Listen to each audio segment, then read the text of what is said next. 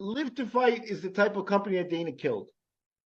It's a homegrown. It's a guy that just does good work and puts it out there. And if you can support him, you really should because he's precisely a guy who can't. His banners may not be able to hang on to UFC because he hasn't been able to pay them $100,000 to get his stuff out there.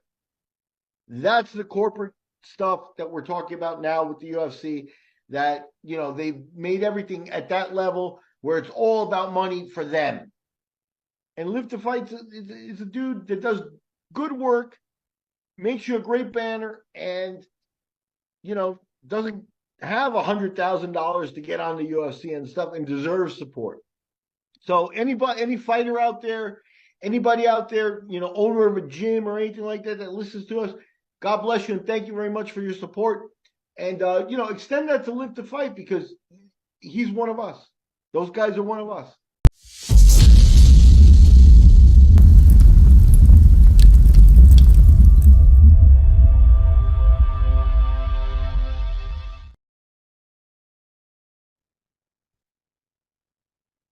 All right, this is Todd Atkins, and real excited for this show. This is going to be UFC 300 show, MMA Conspiracy Hour with Miguel matchmaker extraordinaire. He runs the MMA Collector 74 YouTube channel, which he's been getting some amazing historical guests. I was looking, he got Morello Bustamante, Barrett Yoshida, and all kinds of great stuff he's been doing. So you guys should check that out. And before we start, I want to thank our sponsors, Live to Fight and Bet Stamp. And Miguel, UFC 300, I watch the pay-per-view part, at the theater. That's usually where I go, is this theater down the road that shows a lot of the pay-per-views for like $27.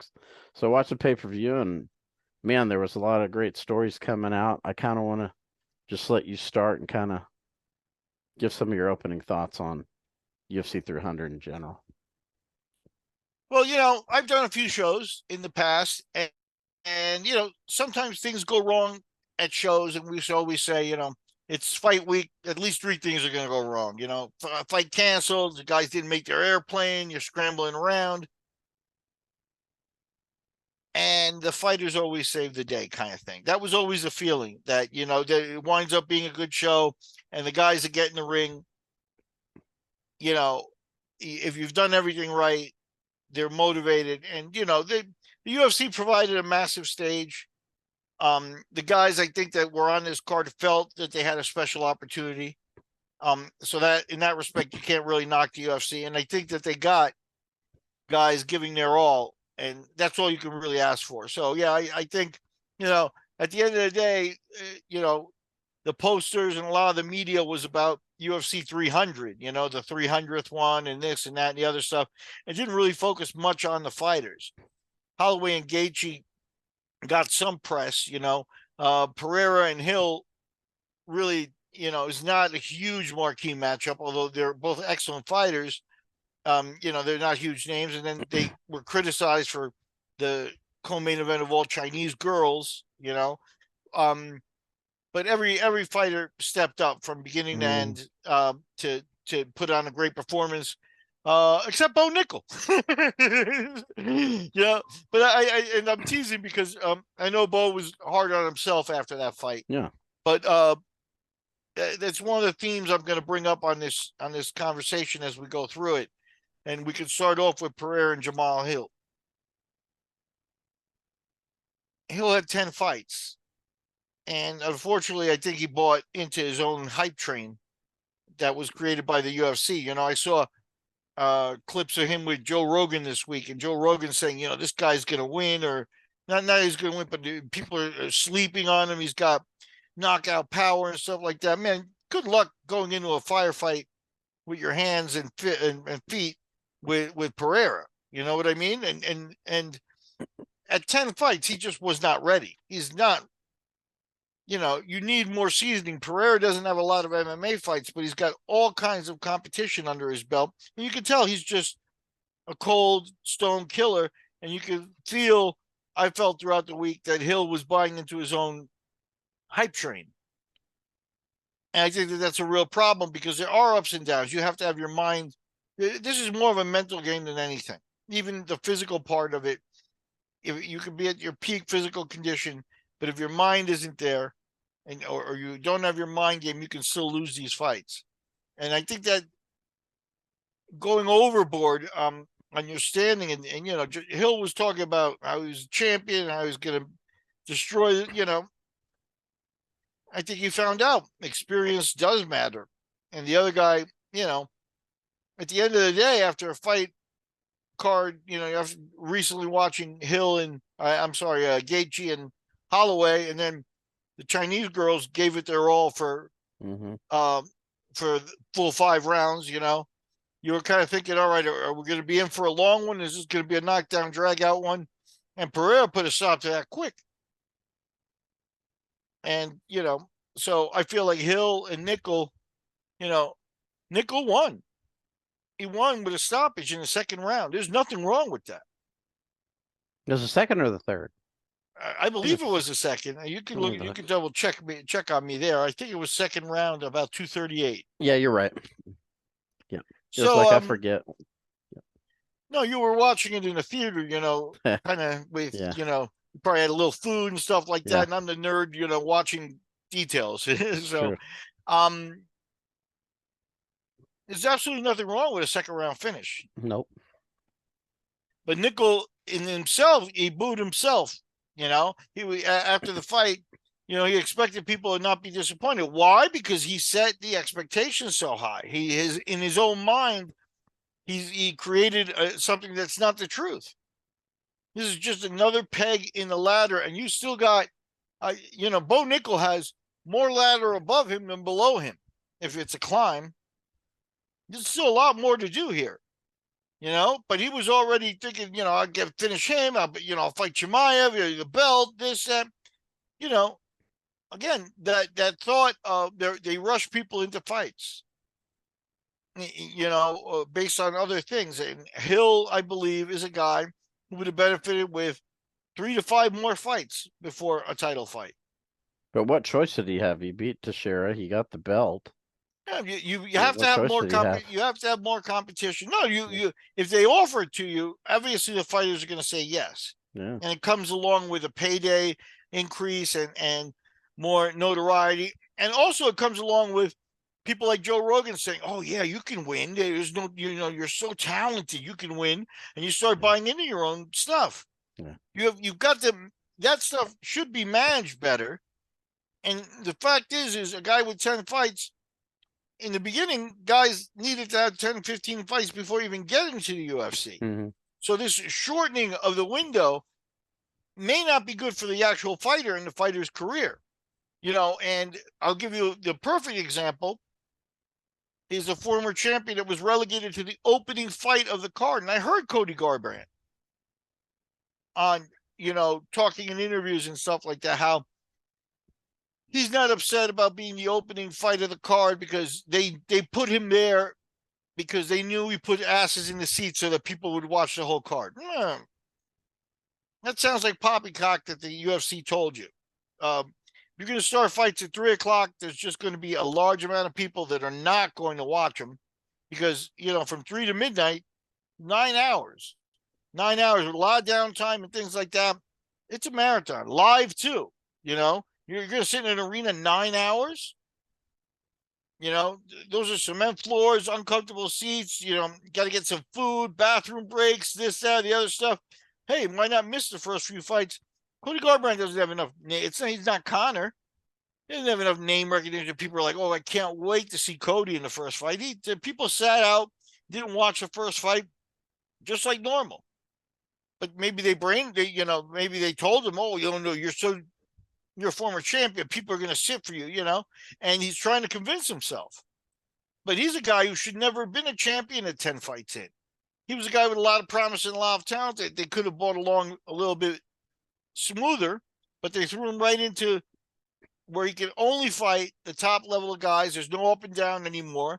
And his career really, a lot of people were saying yesterday he was hanging on for dear life in terms of he's lost so many fights that, he's maybe in danger of being cut at 32 as a young man. So will Hill go down the Cody Garbrandt path? How does he recover? I know his ego before the fight was sky high. how does it take this loss? He was literally asking the referee what happened. Well, let's take a look, Jamal. You're sitting on your butt in the octagon, and Pereira, Pereira's not the most emotional guy, but Pereira's looking okay, happy over there. He's not looking like he's very stressed out or anything like that. So put two and two together here. You've lost this fight. He couldn't figure it out right away.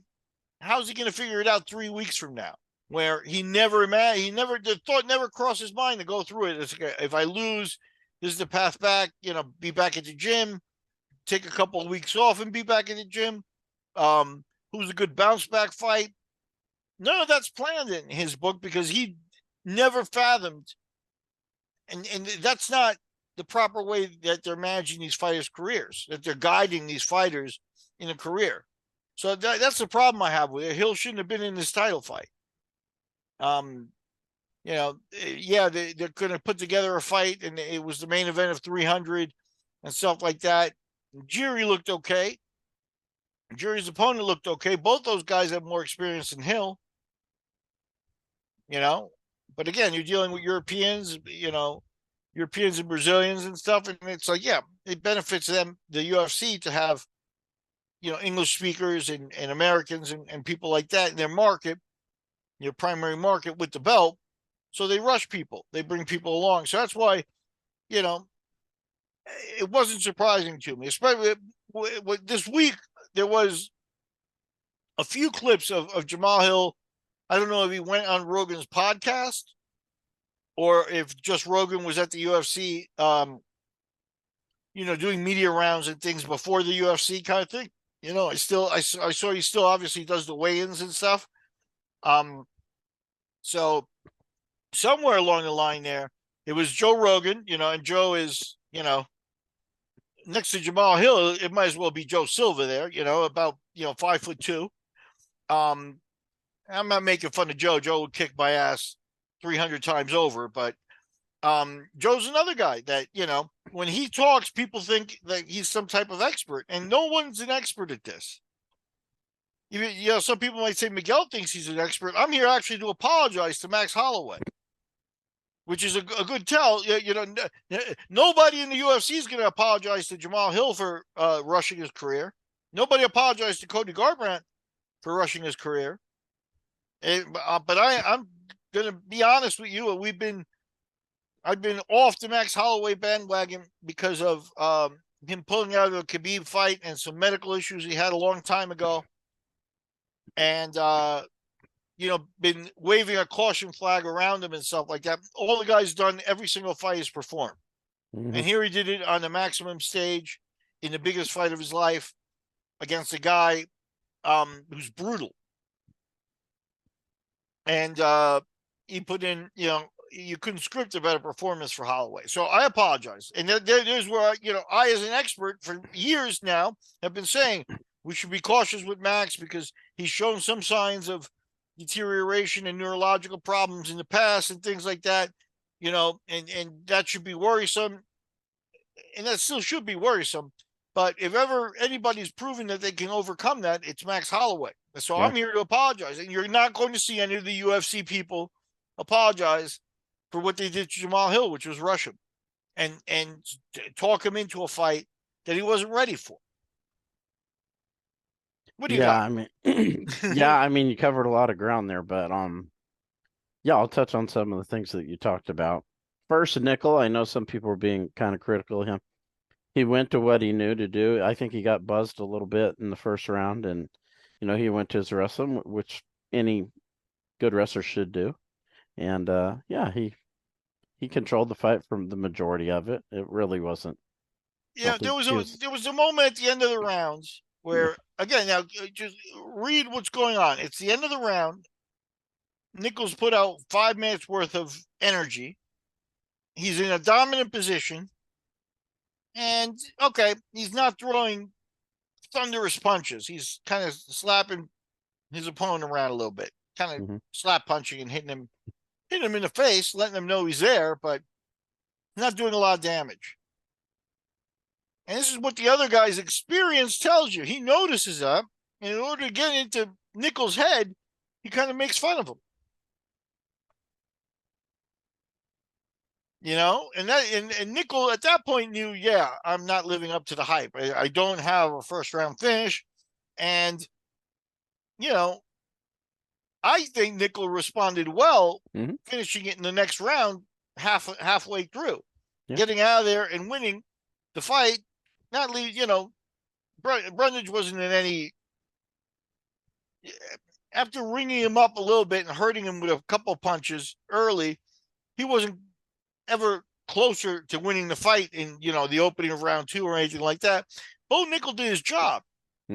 Yet he's disappointed, and the fans are disappointed. And again, the reason for that is because the expectations that have been set for this guy are way too high for a guy with 4 fights, especially transitioning from wrestling. Because let me tell you, I don't know if Bo Nickel's a better wrestler than, say, Townsend Saunders or Kevin Jackson or Kenny Monday. Some of the all-time elite great wrestlers, Royce Alger, who dabbled in UFC and MMA and tried to do fighting and were tough guys. But again, they learned it was a different game. You've got to adapt. And you know what? Nickel probably had more time trying to adapt and polish his game over for the crossover than those guys did. Those guys went in a lot more raw. But again, Bo Nickel's a great wrestler. But I don't know if he's on the level of the guys I named. Every one of those guys failed. So Bo Nickel's right where he should be at, 4 or 5 fights or whatever he's got in his career at this point. In my opinion, fans should be impressed. A lot of guys, like you say, when they get buzzed, they don't survive it. Yeah. Great guys, not just scrubs, And yeah. The fact is the UFC was very careful with who they put on this card. And Brundage is not a scrub. He's a good to great fighter that made a perfect opponent for this guy, because if this guy hadn't been up to par, Brundage will beat him. And he didn't. So, but and now there's disappointment and this and the other thing. Hopefully, Nickel stops this idea that, he's going to be a champion by the time, if Cody Garbrandt can do it or Jamal Hill can get a title fight by 10 fights, I'm going to try to do it in 8. No, that's not a good idea. It's only good for the UFC because they can hype it up and present something that's kind of a falsehood. And even if you won the title in your 8th fight, it doesn't prove you're the greatest fighter in the world. The greatest fighter in the world is built over like a John Jones, who now has 10 years of dominance, people like to mention him, or Demetrius Johnson, who's performed. Anderson Silva with his huge winning streak once he won the title. Those are the guys that people call the GOAT. Nobody ever took a guy with 8 or 10 fights and put him on the GOAT list. So whatever rush Bo Nickel is in, and I know too also it's a financial rush, because the UFC's pay scale thing hasn't really been fixed. So he's probably making decent money, but at the end of the day, paying for his trainers, paying for, maybe a couple of weekends at Big Bear or whatever it is, the whole training camp and stuff like that could be very expensive. Lucrative for the guys that do that for a living. They provide you the camp. He's probably not taking home a lot of money now, and he would like to buy a house. You get that complaint. I'll tell you another guy, actually Nickel reminds me a lot of, actually physically and too, is a guy named Gray Maynard. If you remember Gray was a fantastic wrestler. Maybe not on Bo Nickel's level, but, Gray was a good enough wrestler that Gray would say, if I was his age, I'll challenge him. We'll find out who's better. I want to find out that way, because Gray was a competitor through and through. And he fought his heart out in title fights. He's doing real estate now, because he can't live off of the money he made in those UFC fights. So, yeah, there's a desperation that comes with, I'm trying to make money so that I can live. And the pay scale at your 4th or 5th fight, no matter what superstar you are, Bo Nickel, coming over already known before his debut and things like that, Still, I don't think he made six figures for his fights. You know, maybe with a bonus here and there or whatever, but not on the contract. So that adds to the desperation, and you start to believe it. And maybe even the UFC does the almost criminal act of dangling that. It's like, well, you know, you take this fight and you rush into this fight and this and that, you get more money. You get, you know, well, you get through your contract faster. When we renegotiate, you know, if you're winning, you'll make more money and stuff. Maybe, you know, that's how they motivate guys. Underpay them and dangle that paycheck that sometimes never comes. If Brundage had capitalized on that, on ringing his bell a little bit, which he was fully capable of doing, he's, like I said, he's a good fighter. He didn't get it. He didn't get it done this time against another good fighter. But if he had done that, Bo Nickel would be completely derailed. His next fight would be for the same amount as this fight, according to the contracts and stuff like that. And in his head, let's say he was making $50,000. He made 50, 25 and 25. Let's say that's what it was. In his head, he made, before this fight, he's like, I'm going to make 50 for the win, 25 and 25. And I'm going to get a bonus and I'm going to have $100,000 or, you know, as it turns out, $350,000, you know, with the bonuses for this one. And I'm going to be able to strut my stuff. Well, he didn't get a bonus. And if he had lost, he would have been going home with 25,000. Now take out 10,000 to pay your trainers and things like that. That's 15,000. And Uncle Sam, he would have made about 8,000, 10,000 bucks for this fight. When in his head, he thought he was going to, you know, he's got 50 or whatever. So, yeah, there's a heightening of expectations. Jamal Hill's another guy. In the whole buildup, and you do have to think you're going to win these fights. But you can't, you know, you do have to also realize when you're being put into a position that you may not quite be ready for. He thought he was going to win. He thought he was going to be champion. He thought he was going to be in the money. He thought he was going to be in a paycheck. Now, this paycheck comes through half. Half of what he thought it would be in the worst case scenario. Because again, everybody thinks you're going to get a bonus and blah, blah, blah.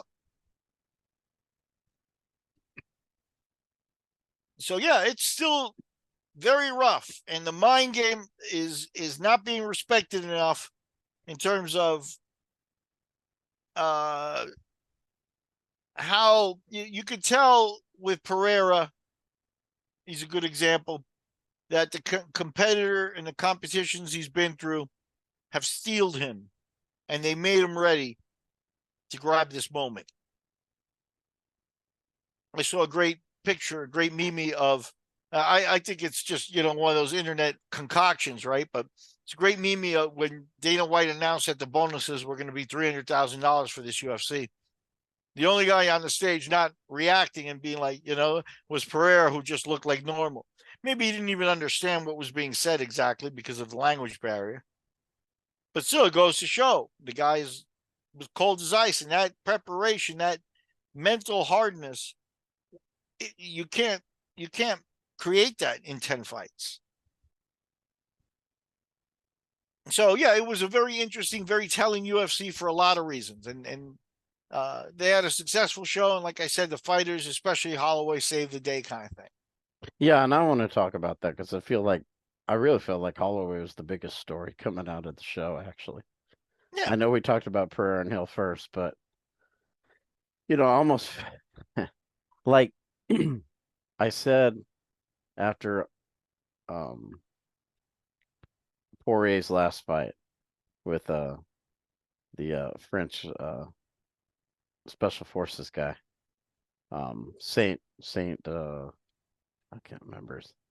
It's okay, But just go ahead. yeah, it was a Saint Denis, you know, and you know, that was a fight where it wasn't like this fight, but Poirier, you know, he was in a firefight. He was taking a bit of a beating at first, but he came back and he won. He won by knockout, and I just felt like, man, there's nothing you could say about this guy that would do justice to who he is, even though he's never won a title. Him and Max are guys that are already Hall of Fame fighters. They could retire right now, and they would get in the UFC Hall of Fame based off of what they've done, and they're in their prime basically. You don't see that a lot. And Yeah, I think you could say that about Pereira too. But what I'm saying is what Max has done, I don't know if you could say anything that would really be fair to even what he did was yeah, incredible. It was you know, incredible. I would almost think that Holloway in the GOAT argument, you could argue, you know, a top 10 position all time. Yeah. And that I think that's very, very high praise. And coming from a guy who's been kind of a detractor for a long time, but I think his body of work stands up. Similar to, if you took and asked me about my top 10, you've got the, Fedor and Jones and Demetrius Johnson, and a little further down the next level, you got Anderson and St. Pierre and things like that. On my list, I put Dan Henderson. On that list, I put Igor Vovchanchyn, guys that didn't win UFC titles, but because of a huge body of work and guys that nobody wanted to fight, and guys that really paid their dues, I think Henderson and Vovchanchyn earned a spot on the lower half of an all-time list. I think Holloway is qualifying into that territory. He's in heavy territory at this point. Yeah, he made. Yeah, I'm done poo-pooing the guy. I hope medically I'm not wrong. I've been kind of always falling back on, look, medical problems are medical problems, and I hope they don't rear their head with him, now or in the future. I hate to see him at 60 slurring his words like Evander Holyfield. But the time for me talking about that is kind of past. Again, he's earned my silence and my apologies for bringing that up first and letting it come in second to his talent. If I had to pick a winner, if we had done a show and I had to pick a winner, I probably would have picked Gaethje. That, again, maybe that's me not having been on the Holloway bandwagon. So he sealed that deal with emphasis. And again, here's one of those things where I don't want to pour cold water on it, because it is the best moment of the show, best moment of the year, and an all-time great moment. Plus Coleman with the BMF belt and stuff like that. The UFC got some nostalgia and things in there as well. So it's all good. But again, here comes this UFC bandwagon and stuff like that, where the greatest finish of all time. It's like, right off the top of my head, Demetrius Johnson did the exact same thing, but with a shot that he called before the fight. And I think it was an armbar finish. I think it was a submission finish, which is a little trickier to pull off with a second left than a knockout. But I think that Demetrius, I'm not sure if he did it in the UFC. I don't think he did. And even if he did, Demetrius is a guy that the UFC wants to forget, and they've been trying to forget. But this would be a good position to bring it up along with Demetrius and let people remember that greatness and stuff. But they have a way of poo-pooing and forgetting things. And, like I said, I'm not trying to detract from Holloway's all-time great moment. It was. But again, this thought that there's nothing else that compares to it, let's not have that short of memory. We've been entertained before. Yeah, but I mean, with the stakes that were there, it was a big fight for both of those guys. Yeah. And he could have just danced around and ran out the clock. He was ahead. He was going to win the fight. That was not even a question. And he didn't. Let's do it here. And Demetrius Johnson saw a fighter fight and end the fight with 5 seconds left in the fight to become the closest to the end of a fight for a submission in the UFC. And before he went into the fight, he said, I want to beat that record. And then submitted his opponent with 1 second left, just like Gaethje got finished with 1 second left. But the Babe Ruth call on Demetrius's part, that he called out that he wanted to do it and then did it, you can't say it's not the equal.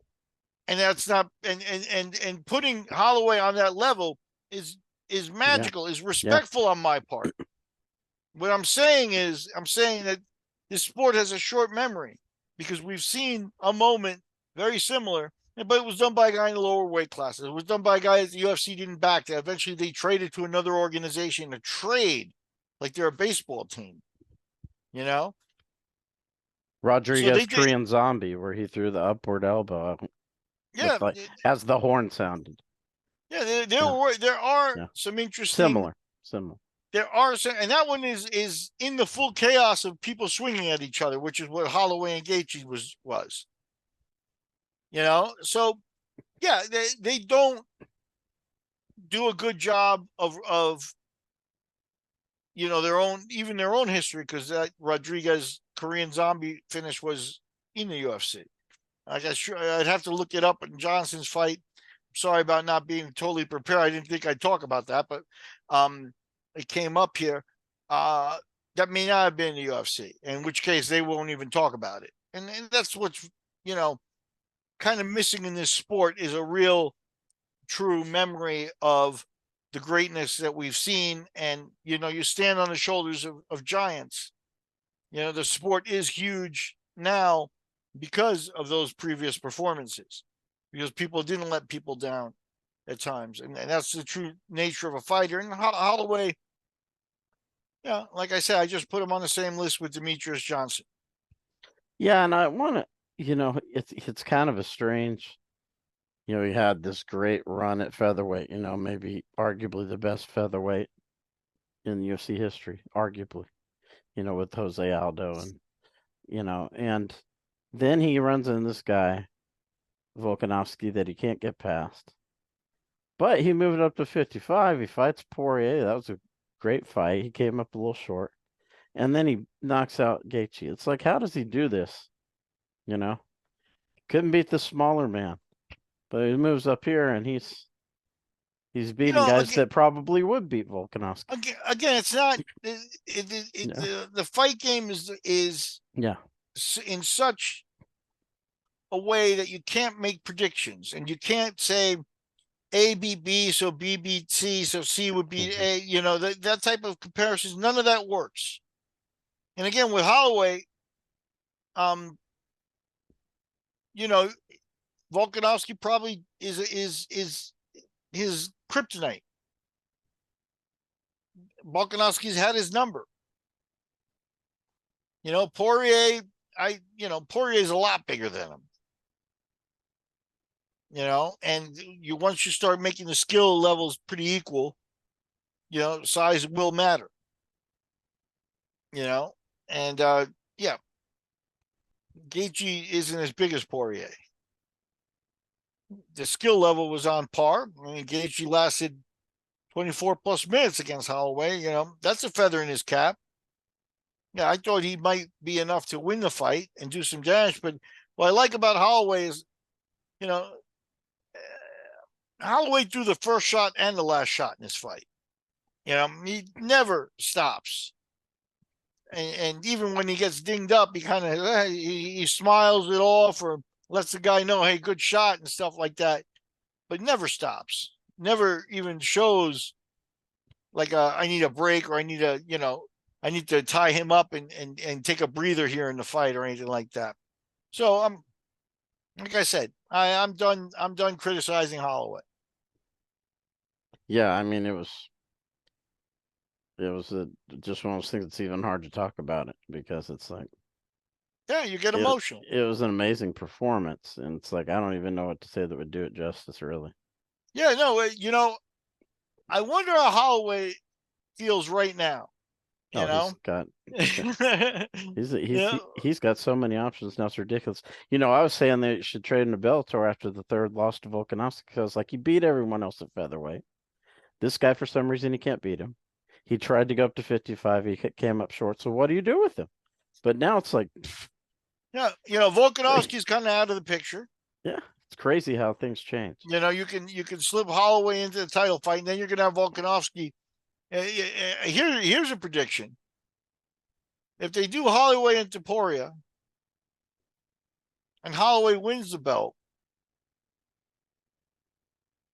Volkanovski should be there. Like, where's my title shot? Yeah, but He do you won't. want to see him fight a fourth time? I mean, I don't even know if You know, do you want to see the Yankees in the World Series 5 times in a row? I know. Yeah, yeah, you got to do it. Yeah, It's not by choice. yeah, You know, but they won't. You know, they won't give Volkanovski will go into the list with Stipe Miocic and Frankie Edgar and all the other disrespected fighters because they don't move the needle as much. Or, you know, they don't move Dana's needle at the moment. And, you know, there's some question about that. You know, at the end of the day, Holloway has that one guy. You know, I bet you if you ask Holloway, he would take another Volkanovski fight because he would like to show, much like Juan Manuel Marquez eventually caught Pacquiao. I think it was their 4th fight that he finally knocked Pacquiao out. But he wanted to show, look, my skill set is enough that, you know, we do this, I will win. You know, if we do this a few times and he's caught me, it's just been, you know, by a hair, by seconds, by fate, because I'm in the neighborhood and I don't want people to say that guy's better than me. And I think that's a challenge that Holloway would take because I don't think Holloway's a guy that doesn't take fights anymore. You know what I mean? That's never been his nature. So Volkanovski might still be the ultimate challenge for him down the line, especially if he keeps doing, you know, I'm assuming he beats Topuria, which is, you know, Topuria may have some of that rushed champion speech from the beginning to his name. He's got a little more fights. He seems a little more focused. You know, I like Topuria, but you know, we'll see him against Holloway. He's going to be he's a fresher body in Holloway. Holloway's got miles on him, so it's definitely an interesting fight. I don't think it's a given that Holloway will win, but if Holloway wins, then what? You know, what I don't want to see him fight Conor. really. Especially to move Max. If you're going to move Max Holloway to 170 to fight Conor, I'd skip it. Just pay him. Just pay him. Conor is because people want to fight Conor because of the money. Unless Conor's going to suck down to 155 or 145, which he's not going to do, then leave him where he is. There's challenges up there. The biggest fight that the UFC could make right now is Conor gets by Chandler. They've announced the fight at 170. Go ahead. Jerk around everybody in the welterweight division and take Conor and put him in with Leon Edwards as a main event in England. Yeah. You know, that's the writing is on the wall for that. Yeah, a lot of people in America don't understand the English-Ireland rivalry, you know, and soccer is huge and you know, personal. It's personal. Oh yeah. Through history. A lot of people don't realize that. It probably would be the biggest fight Conor could do if he beats Chandler. Look, I'm no expert, but just, you know, to sum it up for people who might not have a clue. Okay. England is here. It's an island or a set of islands. Ireland is an island off to the side, very close. They speak the same language. They've been interacting in history for hundreds, if not thousands of years. And there's a little piece of Ireland that England's government runs. So the hate there is very real. People have died on the streets in bombings and things like that, expressing that. So when you can package that into a cleaner, the emotions will be super high. Yep. Yeah, that's the fight that makes the most sense. You're right. And England is an economy that can generate, you know, you could charge maybe more than you could charge in Vegas for tickets up over there. Their economy is not as big as the States, but it's robust, and the people there, you know, they want to be entertained, and that would be entertaining, more entertaining there. And I'll even venture to say that if they did do that in Vegas, there'll be more Irish and English people in that venue than Americans, because they'll fly over a couple of thousand from each group. That's the way they back their fighters, their athletes, the whole thing. They've done it already for Connor, you know. And in soccer, they're hooligans where, you know, they'll go anywhere and get into a street fight or scrap for their team and stuff like that, are kind of famous. They don't, or infamous is a better word, right? But they follow their guys. So even if they did it in Vegas, you'd get a huge amount of money coming in from England and Ireland. I think that the right way to do that fight would be to do it in Wembley Stadium. No doubt. Now, I want to get to something that we had talked about earlier on other shows, which was this fight between Wiley and Jean. And I think, you know, some people in our comments dismissed that they thought Wiley would run over Jean, but that didn't happen. You know, it was very competitive. There were moments where it looked like John was going to win the fight at times. You know, she knocked down Wiley a couple times. On the feet, she was clearly better. But kind of like Bo Nickel, Wiley used her experience, took the fight where she needed to take it, and eventually, you know, won the fight. So, yeah, I kind of wanted to know your thoughts on that, because we all thought this would be big in China. I really would like to see what the numbers were if they ever do come out. That's the thing that'll be interesting to see, is, you know, and somebody who's savvy on Chinese social media, you know, how many views and hits and what was the social media buzz going on, because if the UFC did their job, that was still the most active spot during this whole UFC. If the UFC looks at those numbers and they did their job getting it the attention it deserved, then you could take Holloway, you could take the main event, you could take any of the fights in between, and that fight will have gotten more attention worldwide than any of the other fights. So yeah, that's what's interesting. Again, it's 115-pound women. So for the American audience, you know, it's never going to be a needle mover. But in China, they probably held up their end of the bargain. We'll see. We predicted that was the reason that they, you know, Hill and Pereira got announced later. Hill and Pereira, neither of them is, you know, a marquee name to the point where, you know, they could count on just 1 million more pay-per-views right off the bat because they're on the card. And I think that they were satisfied because they were getting good monetization out of the Chinese market. And I still stand by that. I'd like to see, you know, the numbers come out so we'll know for sure if I was right or wrong. But you know, if I had to guess, I think it went well for him. Yeah, and it could have been a huge upset. Like I said, there were times when, you know, Wiley was struggling in the fight. Yeah, so I give them both credit, because you know what, they're good. They've gotten good. They understand the sport of mixed martial arts. You know, women and men, there's slightly different aspects of the way the game goes, especially at 115 pounds and stuff. You know, but they held up their end of the bargain. It was a good, strong, technical, competitive fight. So, you know, anybody should be able to watch that fight and receive entertainment from it, putting, you know, other baggage aside. It's like, oh, they're foreigners, or oh, they're women, or oh, they're little, you know. That was a good fight. Any way you cut it. Yeah. Now, I want to ask about Oliveira and Sarukian. You know, like Charles Oliveira, he's a fan favorite. You know, he's been a champion, wants to be a champion again, but came up short in this fight. You know, is you kind of feel like his days as a champ may be done just because of these opportunities that he missed. Yep. And Sarukian, you know, his first fight was against Makhachev in the UFC. That was an awesome fight. I loved it. You know, it was like a wrestling match, sort of. Sarukian was really initiating a lot of the attacks, and then Islam was countering his, you know, it was really fun to watch. So I'd love to see the fight again, but it sounds like Islam's going to end up fighting Poirier. They had announced that as UFC 302, I believe. Islam's going to fight Poirier in New Jersey.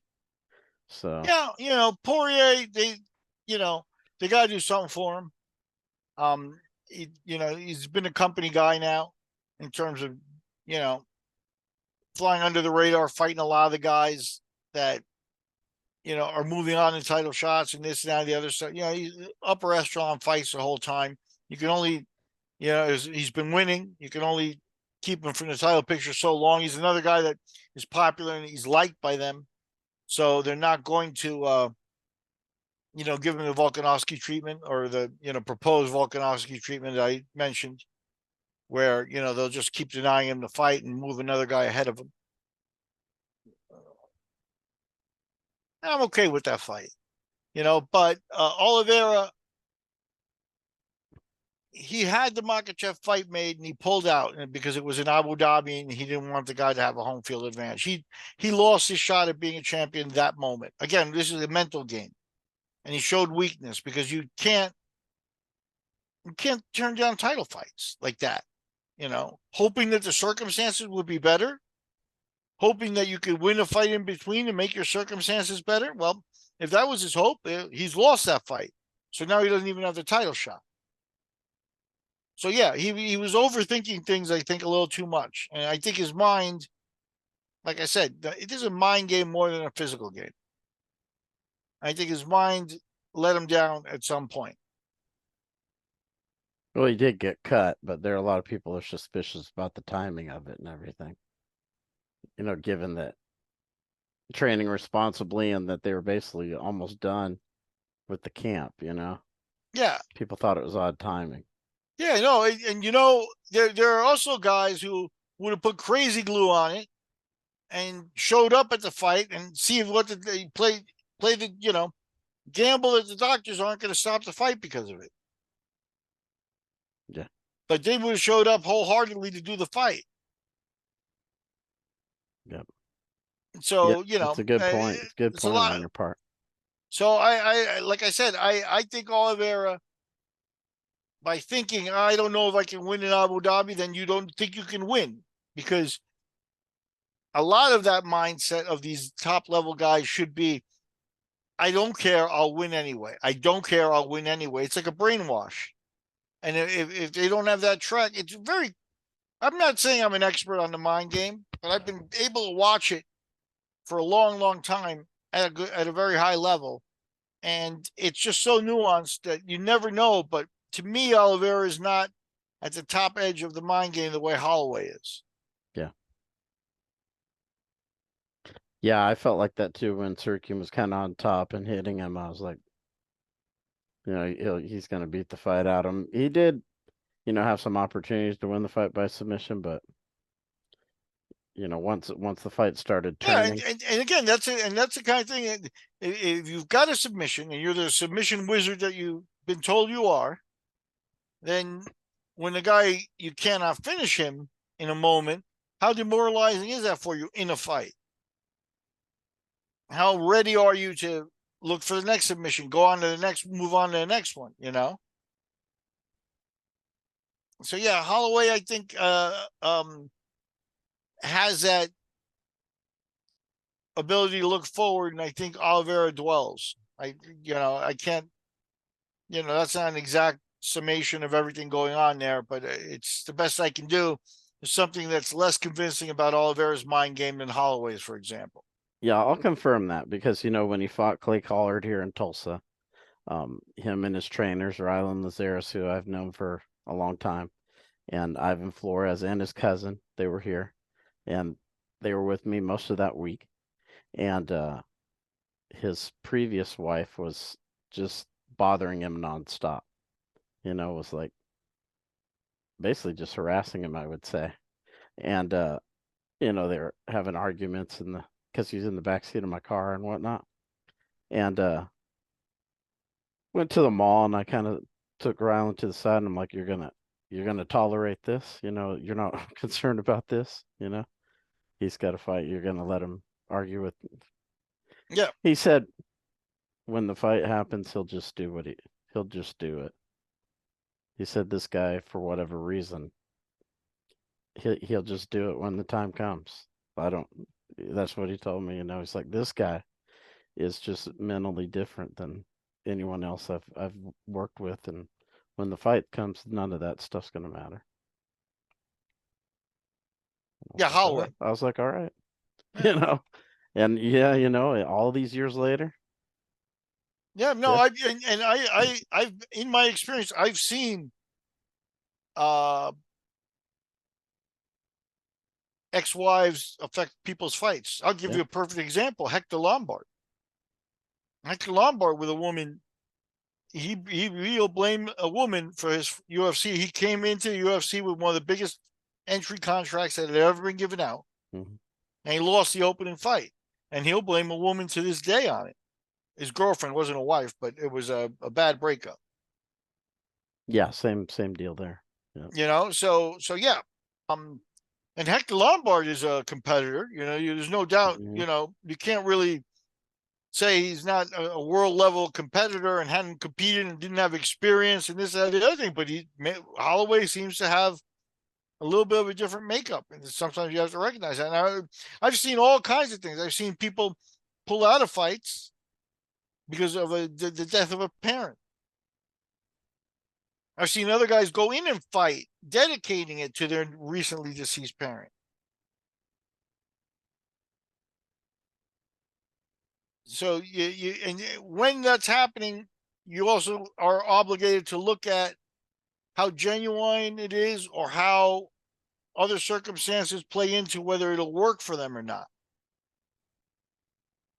Now we're talking about maybe some tragic stuff, but you mentioned in a previous podcast he was recently suspended. Walt Harris tried to fight through some of the most horrific circumstances you could ever put a fighter through, and he hasn't been the same since. Mhm. So trying to fight through it, maybe he needed a year off to really analyze what went off there and then try to come back, or maybe hang it up. But maybe economics played a part into it and stuff like that. Maybe, dedicating it to his daughter. Um, so yeah, sometimes they're not all beautiful stories that are in the sport. There's some of them are like that. Walt Harris legitimately hurts my heart, that whole story. And when he lost, that hurt to watch because I so much wanted him to win.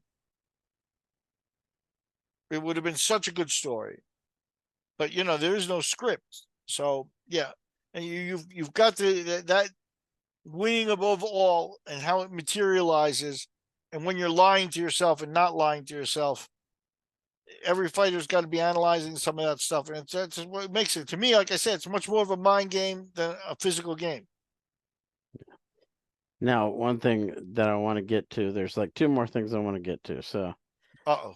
Chael Sonnen in the UFC Hall of Fame. This is something I wanted to talk about, and I wanted to bring up a tweet that I saw from Josh Thompson that I thought was interesting because he asked what people's opinions were. He didn't put anything else in it. Just asked which I'm curious about why he did that, because he worked with Chael at Bellator. Chael was on the announce team and whatnot. So I thought it was interesting that he did that. But I think it's a fair question to ask because, in my opinion, Chael, every big fight he was in, because he talked his way into those fights, he didn't win any of those fights, pretty much. And the fight he's most known for is a fight that he got almost to the end and then quit. He got caught and he had a few seconds left. He could have, and he tapped. That's really his biggest moment, besides having a big mouth, was that fight, because they showed it on the paper, to lead into his, that was really the focus of his induction video. He had this great fight with Anderson Silva, and that's why he's getting into the UFC Hall of Fame. But that fight was a fight that he quit in the final minute, final seconds of a fight he had dominated. He had the belt won, and he found a way to lose it. And that gets you in the Hall of Fame, I guess. What is the criteria for the Hall of Fame? Well, there isn't one. We know that. There you have it. So, as a Hall of Fame, you put the most famous people in there. Yeah. And Chael does qualify as one of the more famous people because of his mouth and some of the other things. You know? And the fact that he got caught, for steroids too. That should have been something that. Yeah, no, it doesn't matter in some cases. In some other cases, they'll hold it against you and things like that. This is why it's not a Hall of Fame. It's just a Hall of Dana. Yeah. And Chael's still out there doing good work, talking to, millions of people pay attention to him. Yeah. He's gussied himself up, and he's a personality, and he's another guy like a Joe Rogan that the UFC can count on, whether they don't have to meet in a room and collude that we're going to push this, for those guys to all know what's good for them. So they know taciturnly that they can count on Chael to be pushing the company line. I think his most recent thing is that, again, like Holloway and Gates is the greatest finisher of all time. It's one of his recent brand new podcasts that he just cranked out today. And like I mentioned, let's be some cautious. You can actually throw Anderson's finish on Chael himself as one of maybe the greatest finishers of all time. Yeah. So Holloway put himself in heady territory, but I don't think he separated himself like at that level where, there's no doubt. Just my opinion. But Chael, and that's the thing, is Chael gives his opinion.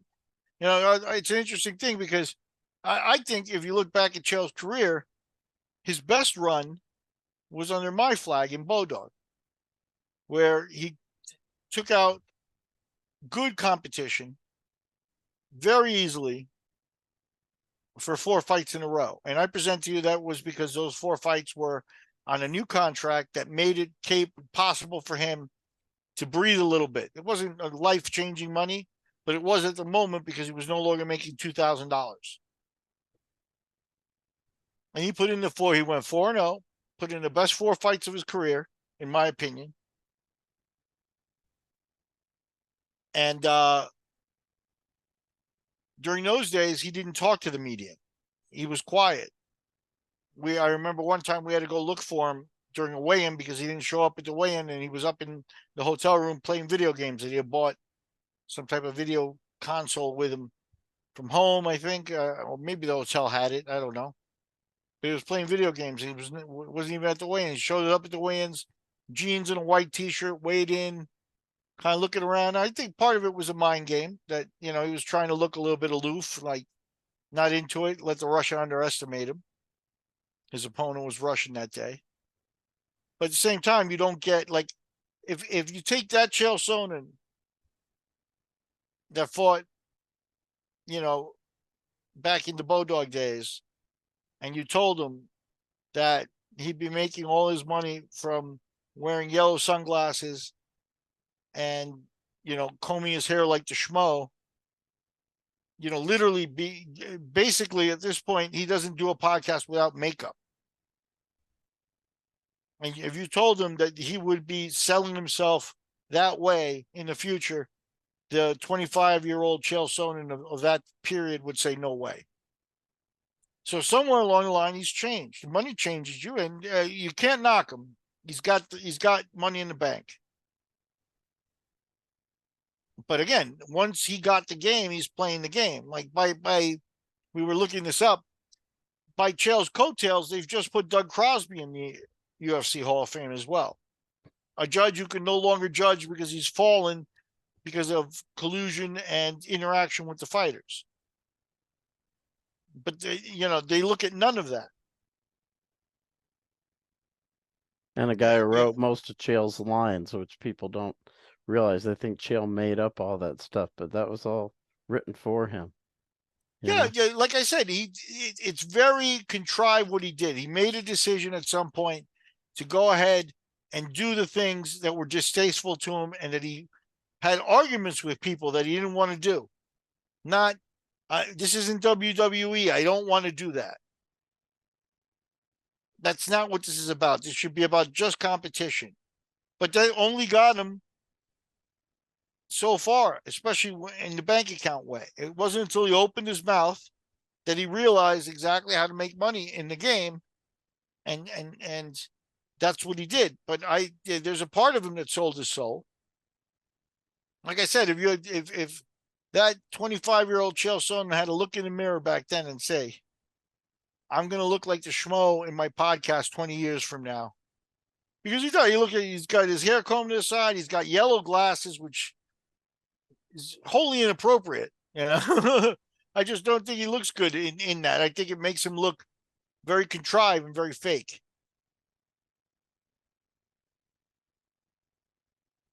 Yeah.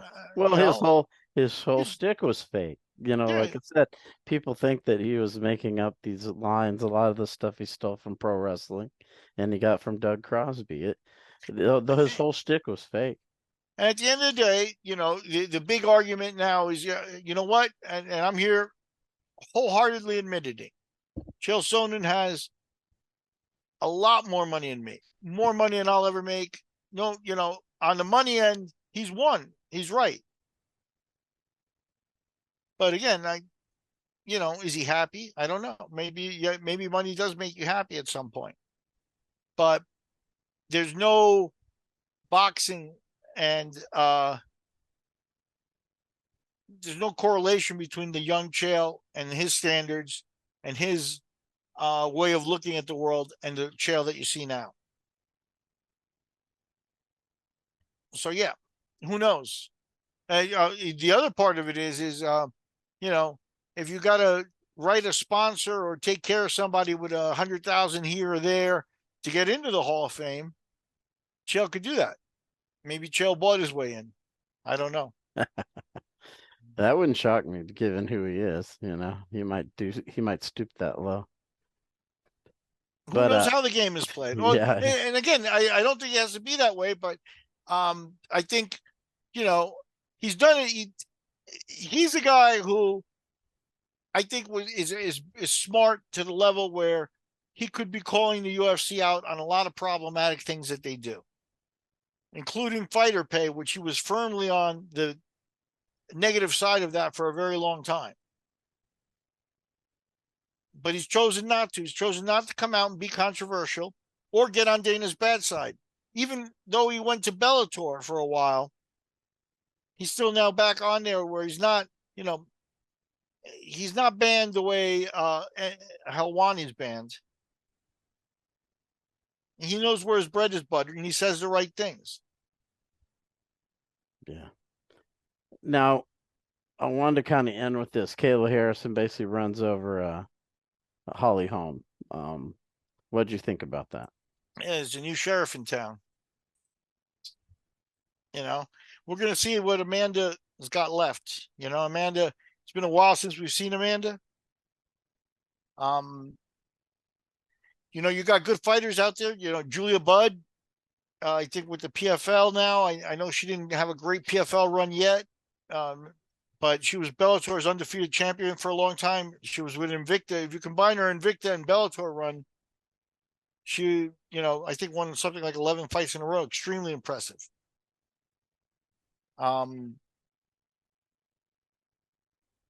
Cyborg. There are other girls that couldn't make 135. And Kayla Harrison did. You know, and, you know, when she was fighting at 155 with the PFL, you know, I know she's a wrestler, et cetera, and, you know, here's one of those things where she proved, you know, the upper echelon of women do have some qualities that are amazing, because to get to 135 and perform like that, that's the real deal. So we'll see if Amanda's got anything left in the tank, or if she spent too much time at the top and it's now her time. But I think you've got the next flag bearer coming. But I mean, Amanda's retired, so yeah, unless she decides to come back, yeah. Who else is there? right? You know what I mean? That's the thing is, whoever has the belt at 135, I'm not even sure right now. But there's nobody in that division that's defined themselves that well. That's why they put Holly in there. And Holly's, I think she recently signed a contract with them. And so she's got a few fights left and things. And, but Holly to me is an all-time great. I was interested this week. At some point, Ronda Rousey opened her mouth. And, Ronda should just keep her mouth shut, especially when it comes to talking about MMA. Stay in the pro wrestling world, do your talking over there. And that's not going that well for her either. They've replaced her as a star in many different ways. So we'll see. She's got her money, and she should just be happy with that. But her opinion means nothing. Holm was far and away a better fighter, far and away a better, role model, if that's I'm not sure that's the right word, but, just more likable to the public. What I'm doing right now is kind of looking at. Yeah, who's the 135-pound champion? There's a question for you. I know that her and her parents know she's got the belt. Dana may know, but they haven't. Once they've left the world of, they had Amanda and they were trying to, they've completely shut down the 145-pound division. So the women's rankings and the women's leagues in the UFC are actually going backwards. And Kayla Harrison might just be the type of person that could inject that with some energy. But you need Amanda to come out of retirement in order to get that jump started, I think. Raquel Pennington is the champion. Okay. She's good. Yeah, I guess you could just fight her, huh? Yeah. You really fast, pull up Pennington's record. Who are her losses to? Okay. Let's see here. Pennington. We'll both do this, right? Yeah. Now we're having some fun. Okay.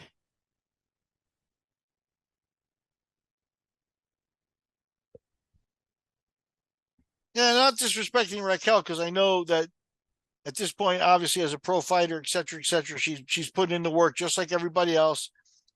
She should be proud to be champion. 16-8 career record, just about the end. And look, there it is. That's exactly. I kind of knew it, and that's it. The first loss that comes up on her record, and she's on a good 5-fight winning streak, 6-fight winning streak.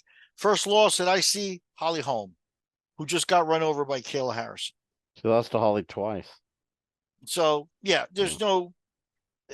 You've seen the future, and hopefully Kayla can inject some life into the division, which means attract other competition and bring in a new wave of continuity for this, because unfortunately the UFC saw Ronda Rousey, gave her the belt before she ever fought.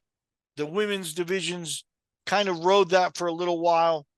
They thankfully activated the 125-pound division, but they've sunsetted the 145-pound that they activated for a little bit. And these divisions are dying. They're not putting, at 115, we saw the title fight in the foreign areas. I think you've got better fighters. You've got, the Mexican girl was recently champion as well, Grasso. Mm-hmm. But Kayla Harrison is the potential for an injection of energy into the women's divisions that we haven't seen since Ronda's days. I think they got to play it Tatiana right. Suarez challenging Wiley would be interesting too. Yes, again, in the American public, at 115 pounds, you're never going to be able to main event with that. Yeah, but she's the kind of girl that could maybe beat Wiley handily, and it wouldn't shock me because of what a good wrestler she is. Yeah, it'll be interesting. I'm sure we can drum up some competition and stuff, but again, I think the bigger weight classes are in trouble.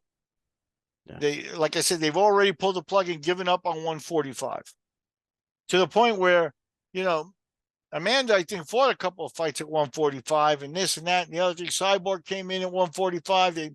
They made a play at it a little bit. And now they made Kayla actually cut down to 135, which, thankfully she was able to do when she was smart about doing it and took her time doing it. But, she would have fought at 145, but they don't have anybody. They've got nobody prepared. What are they going to do? Bring in Merlos Conan close to 50 again? Or, or Jermaine Durandamy, like the girl, there are girls. Yeah. Durandamy is a very good striker. Yep, Very, yep. You got Julia over at the PFL. Julia also recently, I was speaking with her. She couldn't make 135, but they've given up completely on the 145-pound division, the UFC. So Kayla Harrison hopefully sent the message that the women are still alive and well out there and that they deserve part of the spotlight. I don't want to see them just give up on these divisions. I'm just a fan of the sport. And I think the sport benefits from having the women competing in it from 115 all the way through 145. In the future, even a 155-pound class is probably something that could be considered. I don't know if you want to get to heavyweight women or anything like that, because I think just naturally the competition will be a little bit less. But I think for 4 or 5 weight classes in the women's rankings that were fully backed with a full roster, 10, 12 deep, whatever, that would work out really good. And hopefully Kayla is the type of motivation for the company to move forward in that direction. I think Kayla, have her fight Juliana Pena. She still has kind of an audience. Yeah. She's yeah. If she has Amanda's kind not of going to, she likes to yap a little bit too. if So Amanda's not going to come back, you got to do something. Yeah, you could have that. I think that would boost Harrison. If she's dominant, it would boost her profile even more. Yeah. Well, it was an amazing show. As always, appreciate. Paused it for a second. Yeah, I always appreciate your insight on these topics, and as always, I like to let you kind of close with what you're doing with the shelter and how people can donate. Yeah, like I always say, business as usual. There's always problems with dogs and things like that. Mingo's doing good. That's the one thing that's a positive. But there are dogs out there that this weekend Ashley's running around trying to get control of. Sometimes if a dog's been on the street for a period of time, in order to get it to trust you, you actually have to spend weeks, months pursuing it before they trust you. Just leaving food for it. They're not going to let you pet them. They're not going to let you put them in a cage and take them away easily if they've got a lot of distrust and inexperience, or bad experiences with humans. And I think Ashley's embarking on one of those this week where it isn't going to be easy. And it's never easy, because she comes home and there's 60, 70 dogs there that she's already taken care of. And, Mingo needs special care after the surgery. And yeah, that's the business as usual we're talking about. So anybody who cares about it, if you can't donate money to me or, donate money to a local shelter. They all need it. If you can't donate money, donate time. Go to a local shelter and take the dogs out, just they're very grateful. They return the respect and love when you give it to them. When they're on the street, it's nice to see when they finally do make that change, from a dog that didn't trust to beginning to trust again. That's one of the more amazing things of it. And it's kind of why I do it. So anyway, and thanks for listening. I did talk about this beginning, but I know you have an interview with Marilla Bustamante that's going to come up as a premiere on your channel. Maybe talk about that. Yeah, Murillo and I sat down for a conversation. We got through the early part of his career, talked a little bit about his Abu Dhabi experiences, which is where I met him. So it was funny because the guy's just an amazing guy. Um, back in the Abu Dhabi days, he didn't speak any English for sure, and now he's speaking very, very competent, very good English, enough for us to do an interview that you can all enjoy. I think you're talking about one of the guys, a Brazilian guy of the highest level. He's the first UFC champion in a weight class that was Brazilian. Obviously, Royce had won the tournaments, and Vitor, I think, had won a tournament before, but he's the first weight class belted champion from Brazil.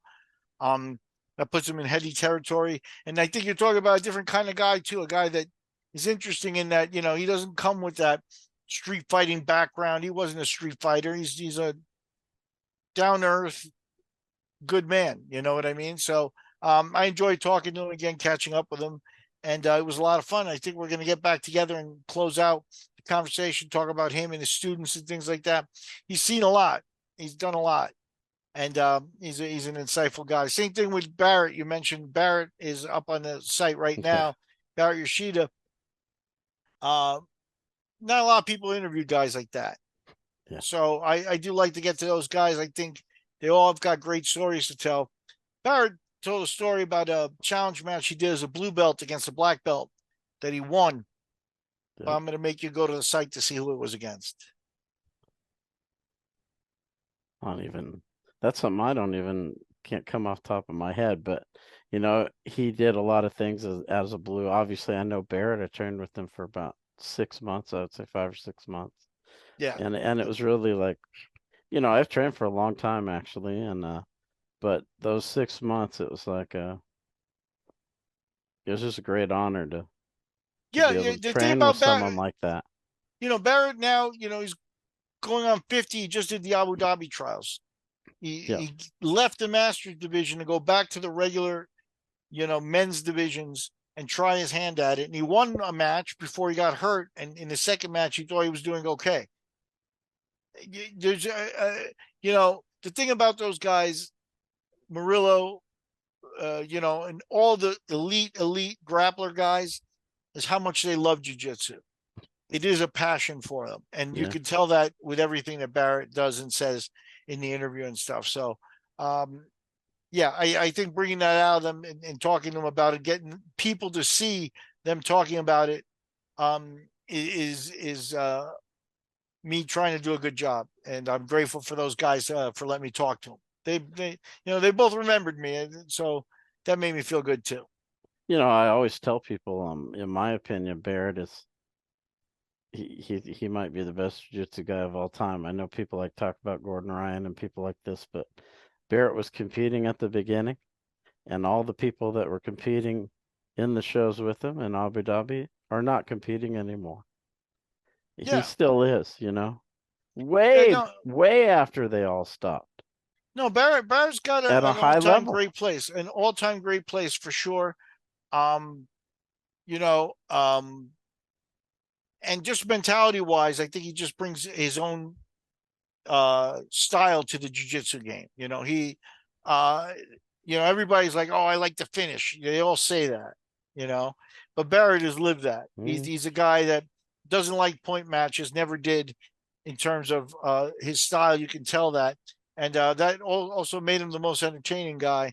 He pointed out to me during our conversation, actually, just as a thing in Abu Dhabi history, he had the first flying armbar finish. It kind of says it all, right? So he was trying flying armbars there I think he went as a purple belt. And if you look back at it, I'll tell you this one.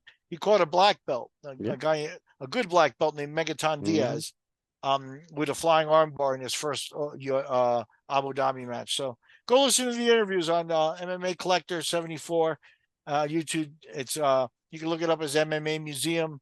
Barrett Yoshida, and the interview will come up as well. Like he would only do one submission every night. So the first guy he rolled with, you knew what the submission of the night was. And he had a goal of how many times he was going to get it, that night. And we wouldn't leave unless he hit. Of course, he'd usually hit that goal well in advance. But, if it took longer, then we had to stay. Yeah. And yeah, if he was doing guillotines, everybody knew that, but he would still, Yeah, you he's know, still catch finished us with the in it guillotine. over and over and over and over and over, And at yeah, it's just 145 pounds, yeah, it didn't matter the size of the person in there. and We had people of all sizes. and he's not a jacked up 145er No, like no, like Volkanovski, say, no. or guys like that. He's a very flexible, lithe human being, and again, he's one of the elite athletes of all time in this sport. So for sure, yeah. So yeah, we've been trying to do good interviews, and we appreciate your support over at the MMA Museum as well.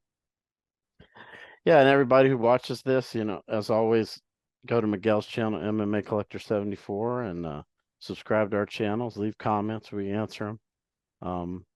We respond to everything, and we appreciate the support. And as always, until the next episode, take care. BetStamp wants to ensure you've maximized your ROI. Line shopping for the best odds matters. And that is why any profitable sports bettor needs to be using multiple sports books. Thankfully, there has never been a better time to get signed up, and they are here to connect you with the best promotions industry-wide. Using their link, signupexpert.com-TAS, you can get access to all the sportsbooks in your region, along with a review of each platform and its unique features. Most importantly, this page automatically connects you to the top promotions at each book, allowing you to start line shopping with an enhanced